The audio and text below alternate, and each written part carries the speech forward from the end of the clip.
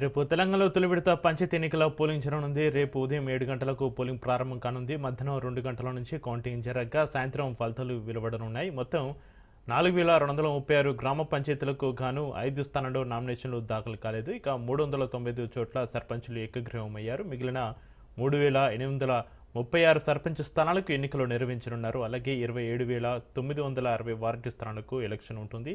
ఒక్కొక్క సర్పంచ్ స్థానానికి సౌటున 6 బరిలో నిలిచారు. ఎన్నికలకు సంబంధించి అధికారులు అన్ని ఏర్పాట్లు పూర్తి చేశారు. ఇవాళ డిస్ట్రిబ్యూషన్ సెంటర్ల నుంచి సిబ్బందికి పోలింగ్ సామాగ్రిని అందజేయనున్నారు.